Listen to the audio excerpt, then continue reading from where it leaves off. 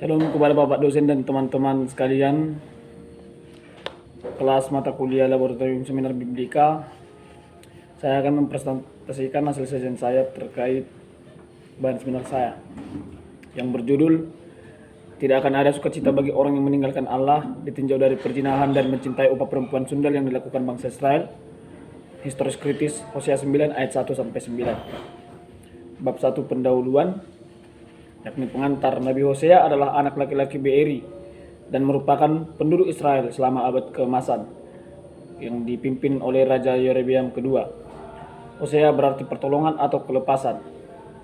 Pada masa kehidupan Hosea, dia hidup sezaman dengan Amos. Keduanya bernubuat di kerajaan utara Israel sama pemerintahan Yerobeam II yang memerintah antara tahun 786 sampai 746 SM. Kemudian rumusan masalah. Kehidupan bangsa Israel merupakan gambaran kejahatan yang selalu terlihat dalam kitab Perjanjian Lama. Misalnya dalam kitab ke-12 nabi-nabi kecil yang diantaranya termasuk Hosea. Gambaran yang menarik tentang sorotan Hosea yaitu ketidaksetiaan yang dilihat sebagai perzinahan, karena dalam tradisi umat Israel, Yahweh digambarkan sebagai suami dan Israel digambarkan sebagai istri. Sehingga dari hal itu Israel sebagai istri yang berpaling ataupun tidak setia, yang akrab dengan sebutan selingkuh.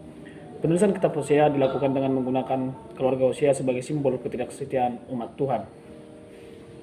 Pada teks kitab Hosea pasal 9 ayat 1-9 terlihat kemurkaan Tuhan kepada bangsa Israel pada masa itu karena perbuatan bangsa Israel yang berzina, berpaling dan melupakan Allah. Karena itu Tuhan memperingatkan bangsa Israel melalui Hosea bahwasanya orang yang melupakannya tidak akan tetap diam di dalam Tuhan dan tidak akan ada sukacita dalam pembuangan. Kemudian asumsi sementara dari penyaji, yakni dari hasil pengamatan yang dilakukan, penulis berpendapat bahwa posisi Hosea dalam pasal 9 ini adalah sebagai perantara Tuhan dan bangsa Israel. Menurut penulis, Hosea mendapat tugas yang sangat berat, mengingat hubungan Allah dengan bangsa Israel pada masa itu sangat buruk. Akibat perbuatan yang sangat buruk yang dilakukan oleh bangsa Israel, seperti berzina dan mencintai upah sundal di hadapan Allah. Asumsi kedua dari penyaji, yakni Allah sebagai hakim dan memberikan hukuman kepada bangsa Israel karena ketaatannya kepada Tuhan, meskipun pada akhirnya kasih Tuhan dapat mengalahkan kebebalan bangsa Israel. Pada bab 2 landasan teori kita dapat melihat etimologi dan terminologi dalam sajian paper penyaji. Kemudian pengantar kitab. Kitab Hosea merupakan salah satu kitab dalam Perjanjian Lama yang termasuk dalam kitab nabi-nabi kecil. Keistimewaan yang paling mencolok dari kitab Hosea adalah pemberitaannya tentang kesetiaan Yahweh. Pemberitaan inilah yang diumpamakan dan dihayati oleh Nabi Hosea, yang merupakan perintah dari Tuhan yang harus mengawini seorang perempuan sundal dan memperanakkan anak-anak sundal. Hosea harus tetap mengasihinya meskipun Gomer telah berzina. Kemudian bab 3 metodologi penelitian dapat dilihat dari hasil paper sajian penyaji, yakni kritik teks, kritik struktur, dan kemudian masuk ke kritik sumber atau redaksional. Penulisan nas Hosea 9 ayat 1-9 yang dijahit oleh Deuteronomis menyangkut permasalahan moral, hukum dan perjanjian. Tentu ada perubahan ketika teks dituliskan sebagaimana pada akhirnya. Perubahan tersebut dapat dilihat dari pemikiran penulis, dari gaya bahasa, unsur nas, dan teologinya. Hosea pasal 9 ini berlaku dalam kerangka teologi Deuteronomistik. Kemudian kritik sastra. Bagian dalam kitab Hosea sudah dilukiskan sebagai yang paling puitis dari semua tulisan nubuat.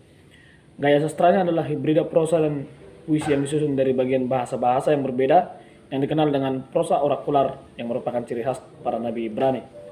Kemudian kritik bentuk. Pada pasal 9 berisikan tentang nubuatan Allah kepada bangsa Israel melalui Hosea. Kisah perkawinan itu disusun menurut suatu pola sastra yang secara teknis dikenal sebagai palistrofe atau pembalikan kata yang mengimbangi tema-tema penting yang difokuskan pada pengajaran atau gagasan pokoknya. Kemudian pada sistem Sidisleben, konteks sosialnya, bangsa Israel merupakan bangsa yang memiliki sosial dan budaya yang menyembah berhala, kegiatan yang bersifat Baal. Mereka juga banyak mendirikan sembah-sembah dan juga tugu-tugu berhala. Kegagalan Israel untuk bersyukur kepada Allah dihubungkan dengan penyembahan berhala yang mereka lakukan. Kemudian selanjutnya dalam tafsiran, secara retoris ada dua motif yang muncul dalam Hosea 9 ayat 1-3 dan juga Hosea 9 ayat 4-6, yakni pengorbanan Israel yang tidak pantas dan pengasingan yang akan datang untuk menghukum pengorbanan Israel. Meskipun dari perspektif yang berbeda, Hosea 9 ayat 1-3 dan Hosea 9 ayat 4-6 mengulangi masalah penawaran pengorbanan dan konsekuensi pembuangan di ayat 6-nya. Kemudian di pasal 9 ayat 1-9 adalah kecaman dari kerusakan kenabian yang dihubungkan bersama dengan serangkaian penghubung verbal yang berulang. Yang di ayat 7 di mana menggambarkan Israel sebagai menolak Hosea, yang kemudian kita dapat melihat kutukan Nabi pada ayat 9-7 sebagai penolakan Nabi terhadap nabi-nabi Israel. Yang kedua juga di tempat lain di Hosea, para nabi dipandang sebagai bagian dari masalah dan sebagian lagi merupakan upaya berulang-ulang Allah untuk memperingatkan Israel. Kemudian skopus yang digunakan oleh penyaji adalah skopus penghakiman, karena perbuatan bangsa Israel yang berzina dengan meninggalkan Allah membuat Allah murka dan membuat Allah ingin menghukum bangsa tersebut mengingat kesalahan dan dosa bangsa Israel yang sangat besar. Teologi yang muncul pada kitab ini adalah teologi penyelamatan dan kasih, di mana karena kasih Allah sehingga Dia memperingatkan bangsa Israel akan hukum Tuhan jika mereka meninggalkan Allah.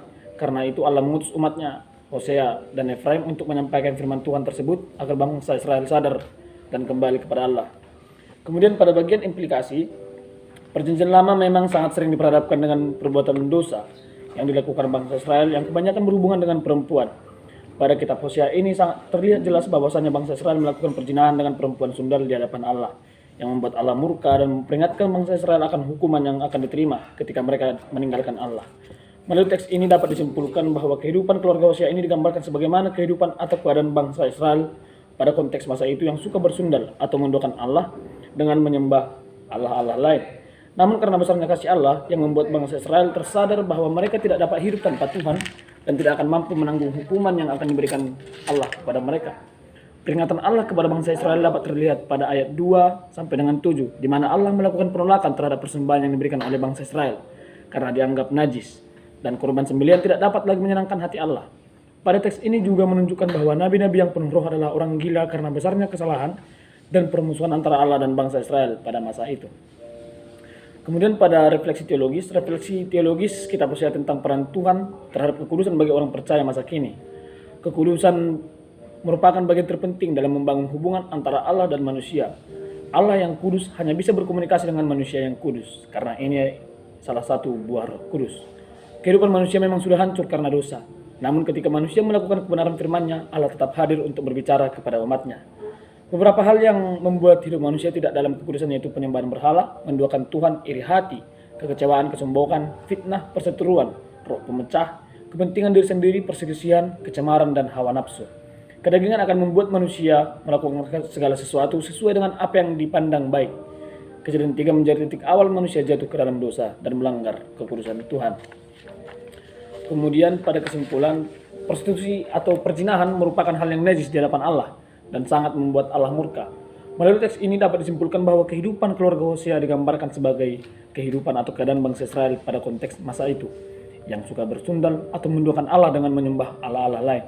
Namun Allah selalu mengharapkan pertobatan dari bangsa Israel karena kasih-Nya yang sangat besar sehingga mengesampingkan hukuman yang akan diberikan kepada Israel.